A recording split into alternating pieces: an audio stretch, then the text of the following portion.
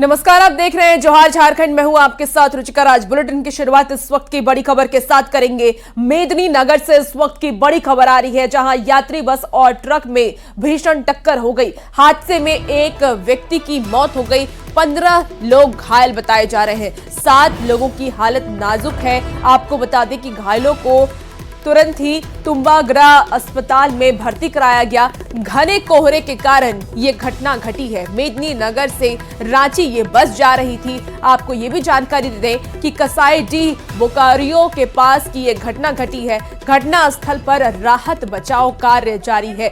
मेदिनीनगर में ये बड़ी सड़क दुर्घटना हो गई। तस्वीरें भी आप देख पा रहे होंगे, कितनी भयावह तस्वीर है। इस सड़क दुर्घटना में एक व्यक्ति की मौत हो गई है, जबकि 15 से ज्यादा लोग इस सड़क दुर्घटना में घायल हो गए हैं। 7 लोगों की हालत काफी ज्यादा गंभीर बताई जा रही है।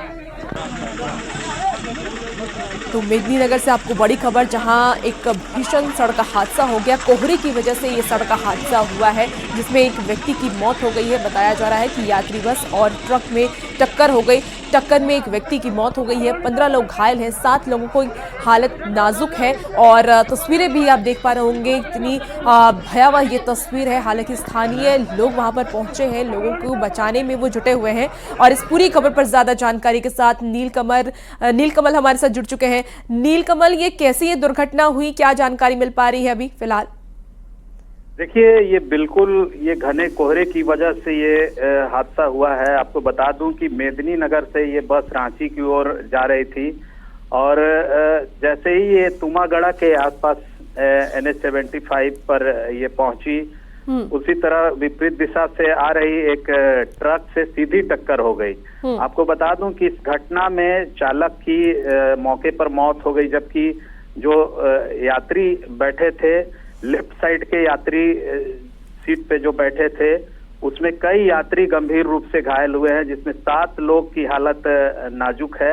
आपको बता दूं कि स्थानीय लोगों और सतबरवा थाना पुलिस मौके पर पहुंचकर रेस्क्यू किया है और फिलहाल जो घायल लोग हैं उनका इलाज तुम्बागड़ा अस्पताल में चल रहा है, जबकि कई की स्थिति गंभीर है, जिनको रिम्स रेफर करने की तैयारी की जा रही है। आपको बता दूं कि पिछले 3 दिनों से लगातार पलामू में घने कोहरे की वजह से इस तरह के घटनाएं हैं, बाइक दुर्घटना के भी लोग शिकार हो रहे हैं।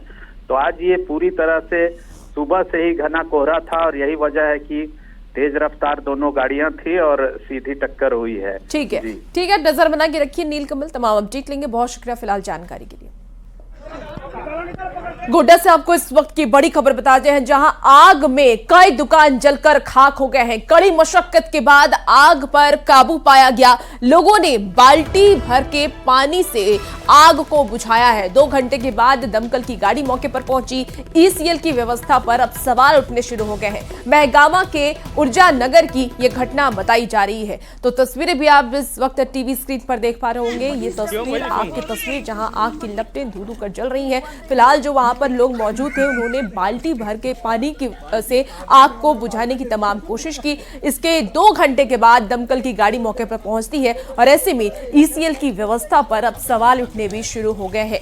देखिए किस तरीके से लोग बाल्टी में पानी भर रहे हैं और उसके बाद आग को बुझाने की कोशिश की जा रही है, आग पर काबू पाने की कोशिश की जा रही है। अभी दुकान था? हाँ। कौन सी का? चॉकलेट बिस्कुट सब। अच्छा, क्या हुआ? अचानक नींद टूटा है।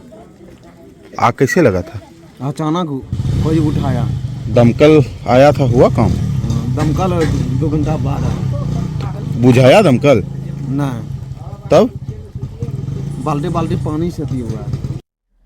आपको रांची से इस वक्त की बड़ी खबर बता दें, जहां कैमरून में फंसे 8 मजदूर की वापसी हुई है। कैमरून से रांची लौटेंगे 8 मजदूर। अब तक कुल 38 मजदूर की वापसी हो चुकी है। ट्रांस रेल लाइटिंग लिमिटेड में थे ये कार्यरत और अगस्त 2024 से ये वहां पे काम कर रहे थे। मजदूरों को वहां पर भुगतान नहीं मिल रहा था। मजदूरों से अच्छे व्यवहार नहीं किए जा रहे थे, उन लोगों के साथ अच्छा व्यवहार पेश नहीं किया जा रहा था। मजदूरों ने श्रम विभाग से वापसी की गुहार लगाई थी। तो इस वक्त की आपको ये बड़ी खबर राजधानी रांची से बता रहे हैं, जहां कैमरून से रांची 8 मजदूर लौटेंगे। अब तक कुल 38 मजदूर वापसी कर चुके हैं। गुरुवार को कैमरून से 27 मजदूर रांची पहुंचे। अब तक 38 मजदूरों की सही सलामत वतन वापसी हो गई है। आज बचे हुए 8 मजदूर भी रांची वापस लौटेंगे। घर लौटने के बाद मजदूरों के चेहरे पर काफी खुशी देखी गई। पर ये मजदूर कैमरून में कैसे फंसे, किसके झांसे में आकर ये 8000 किलोमीटर दूर कैमरून पहुंचे, पूरी आपबीती न्यूज 18 के साथ इन्होंने साझा की। ये रिपोर्ट के जरिए देखिए।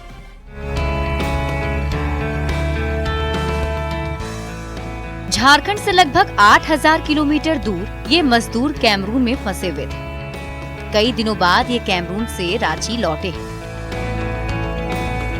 यही वो जगह है जहां ये मजदूर घर परिवार चलाने के लिए मजदूरी करने गए थे। विष्णुगढ़ हजारीबाग के लोकनाथ यादव, गोमिया बोकारो के महेश महतो और गणेश महतो के साथ 47 लोग अगस्त 2024 से काम कर रहे थे, पर इन्हें मजदूरी के बदले प्रताड़ित किया जाता था और पैसा भी नहीं दिया जाता था।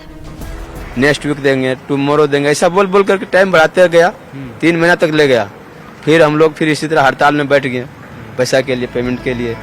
गुरुवार को कैमरून में फंसे 27 मजदूरों की वतन वापसी हुई। हजारीबाग, बोकारो और गिरिडीह के 47 मजदूर सेंट्रल वेस्ट अफ्रीका के कैमरून में फंसे थे। ये वहाँ की ट्रांस रेल लाइटिंग कंपनी में काम कर रहे थे। रोजी रोटी की तलाश में कैमरून गए इन लोगों को वेतन तो दूर, रहने और खाने पीने के लिए भी पैसे नहीं दिए जाते थे। वहाँ जाने के बाद हम लोग को न खाने का सही से पैसा मिल रहा था, खुराकी न पेमेंट दे रहा था, न हम लोग को रहने का व्यवस्था अच्छा से था। जब हम लोग को 4 महीना हो गया, हम लोग पेमेंट जब मांगने लगे तब बोलता है कि आप लोग कॉन्ट्रैक्टर में काम। अगस्त में गए थे। घर लौटे मजदूरों के चेहरे पर आज खुशी झलक रही है। कल तक ये दाने दाने को मोहताज थे। मजदूरों का आरोप है कि इन्हें ऐसा दिन अपने जान पहचान के रिश्तेदारों के कारण ही देखना पड़ा, जिन्होंने झूठे सपने दिखाए, ज्यादा पैसे कमाने की लालच और अपनों के झांसे में आकर ये कैमरून गए, पर उतना भी नहीं कमा पाए जितना इन्होंने जाने में खर्च कर दिया। प्लस यहाँ खर्चा ले रहा, डोनेशन ले रहा है हम लोग से। पैसा ले लेके भेजा है। कितना पैसा दिए सर? 25,000 रुपया वो कैश लिया। टोटल हम लोग का 40,000 रुपया खर्चा है जाने में। समाज सेवी अमरदीप कौशल की पहल पर केंद्र और राज्य सरकार की मदद से 4 ग्रुप में 27 लोग गुरुवार को अपने घर पहुंचे। इससे पहले 29 दिसंबर को भी 11 मजदूर लौटे थे। बाकी मजदूरों का डॉक्यूमेंट तैयार कराया जा रहा है। उम्मीद है कि जल्द ही उनकी भी वतन वापसी हो जाएगी। रांची संवाददाता अविनाश कुमार के साथ ब्यूरो रिपोर्ट, न्यूज 18। इसी बीच आपको हजारीबाग से इस वक्त की बड़ी खबर बता दें, जहां मैया सम्मान योजना से जुड़ी हुई ये बड़ी खबर है। फॉर्म लेकर दर दर भटक रही हैं महिलाएं।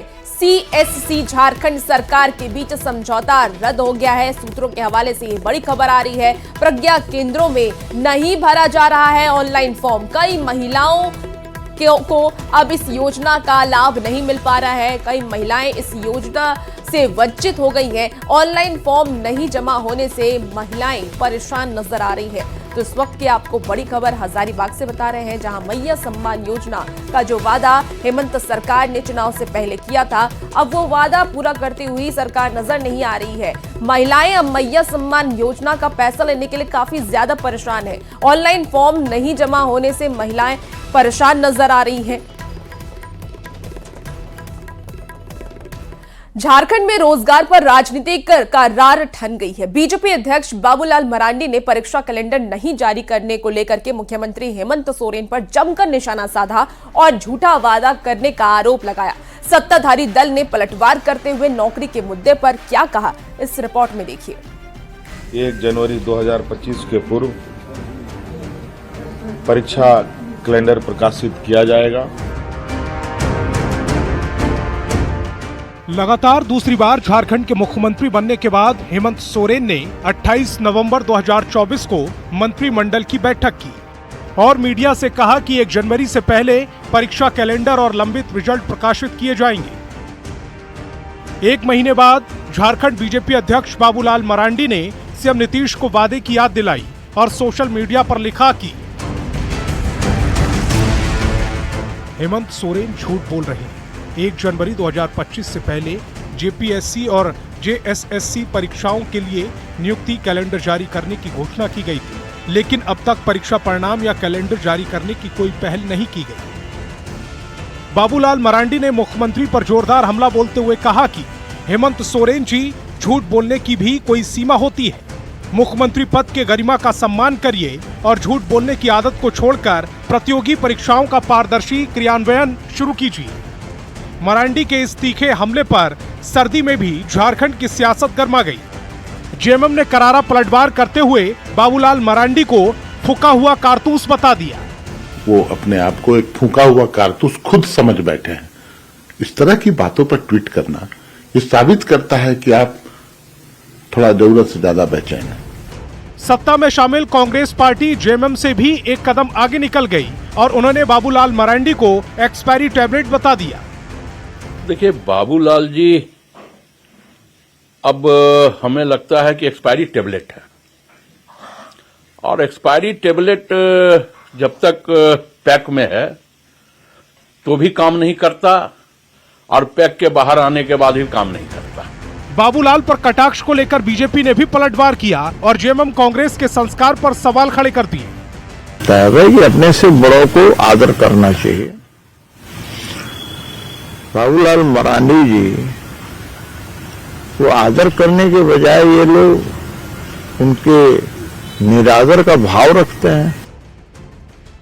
झारखंड के युवाओं के लिए सरकारी नौकरी और रोजगार पर शुरू हुई सियासत वार पलटवार में बदल गई। नौकरी की बात पर सियासत बेहिसाब हो रही है। देखना होगा कि जिस अहम मुद्दे को बाबूलाल ने उठाया है उस पर सोरेन सरकार क्या कदम उठाती है। रांची संवाददाता ओम प्रकाश के साथ ब्यूरो रिपोर्ट, न्यूज़ 18। रांची सदर सीओ मुंशी राम की गिरफ्तारी पर जेएमएम केंद्रीय प्रवक्ता मनोज पांडे का बयान अब सामने आया है। मनोज पांडे ने यह कहा कि सीएम हेमंत सोरेन ने जो कहा था उसकी ये वानगी मात्र है।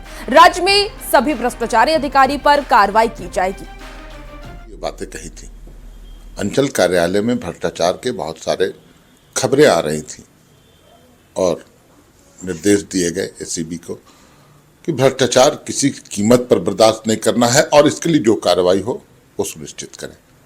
जो खबरें मिली होंगी और कार्रवाई हुई, एसीबी ने कार्रवाई किया। भ्रष्टाचार से कोई समझौता नहीं, कोई कॉम्प्रोमाइज नहीं, कार्रवाई होगी।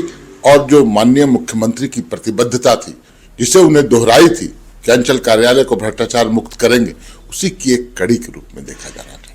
रांची सदर सीओ मुंशी राम की गिरफ्तारी पर बीजेपी ने सरकार पर निशाना साधा। बीजेपी प्रदेश प्रवक्ता प्रतुल शाहदेव ने यह कहा कि भ्रष्टाचार अब शिष्टाचार बन गया है। साथ ही उन्होंने बड़े अधिकारियों पर भी कार्रवाई की बात कही।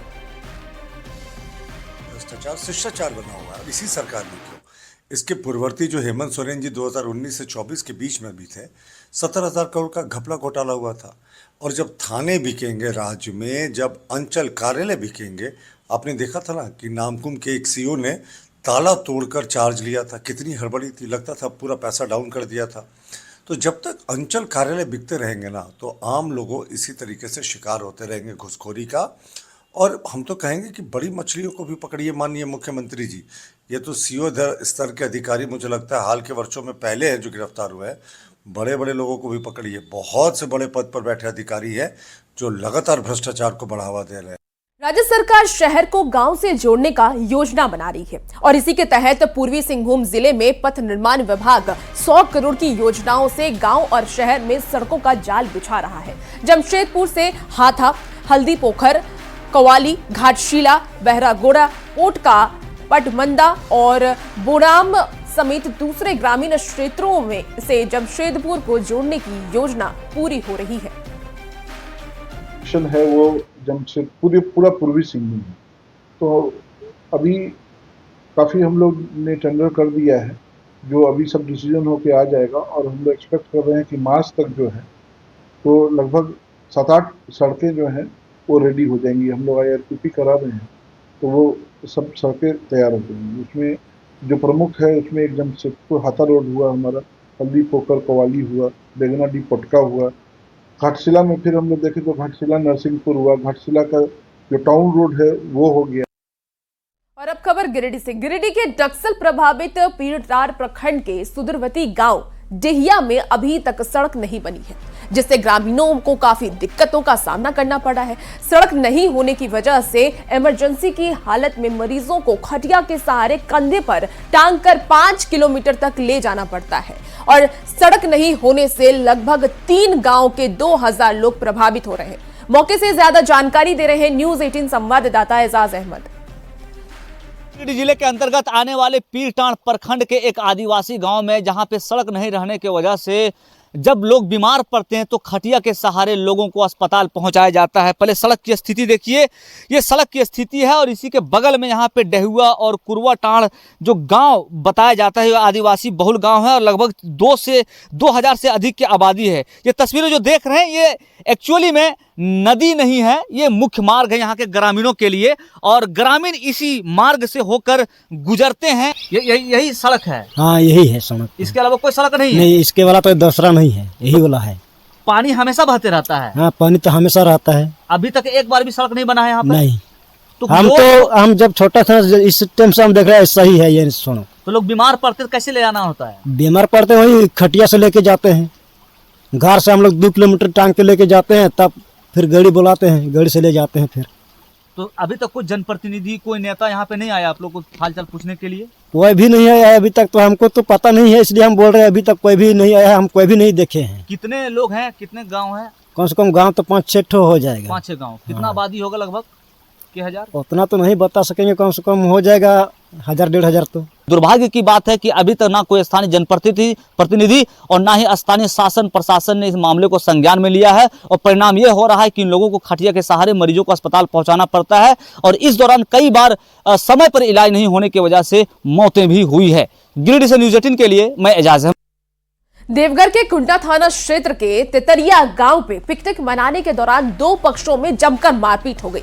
घटना में 6 लोग गंभीर रूप से घायल हो गए, जिसके बाद सभी घायलों को आनन फानन में देवघर सदर अस्पताल में भर्ती कराया गया। घटना को लेकर के घायलों ने ये बताया है कि कुछ लोग तितरिया गांव के एक खेत में पिकनिक मना रहे थे और शराब भी पी रहे थे। वहीं पीड़ित के घर के बच्चे क्रिकेट खेल रहे थे, तभी पार्टी कर रहा युवक आया और बच्चों के साथ बदतमीजी और गाली गलौज करने लगा। परिजनों ने मौके पर पहुंचकर शराबियों को डांटा तो बदमाशों ने मारपीट करना शुरू कर दिया, जिसमें 6 लोग घायल हो गए। फिलहाल पुलिस पूरे मामले की जांच में जुट गई है।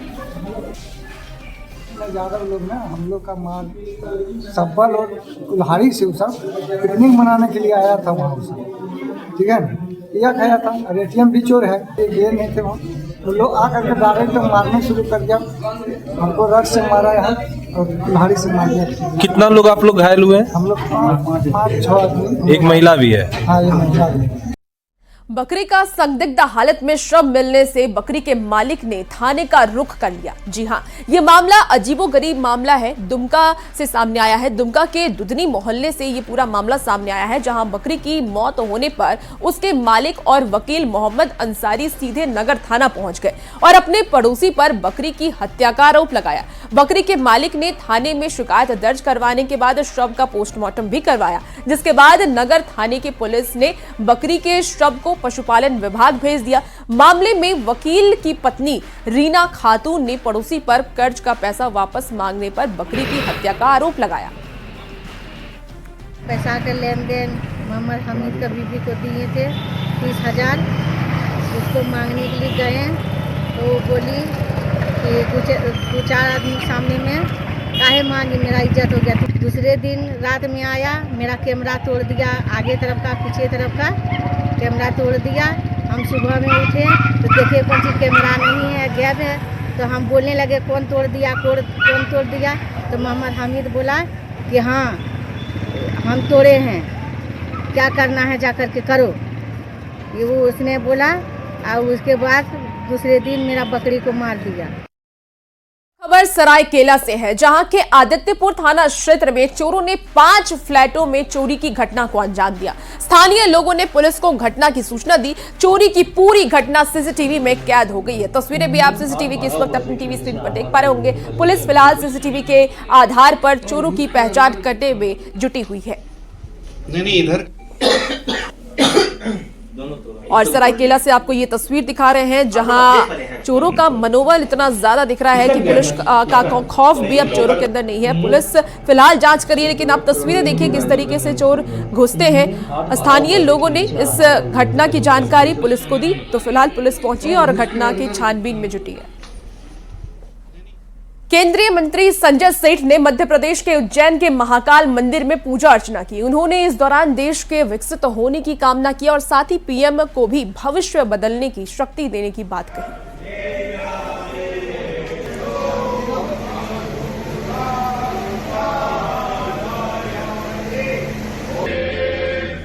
बाबा, देश के आदरणीय प्रधानमंत्री नरेंद्र मोदी जी को और शक्ति दो, जिन्होंने देश की तकदीर और तस्वीर बदली है। अब दुनिया में भारत सर्वश्रेष्ठ हो।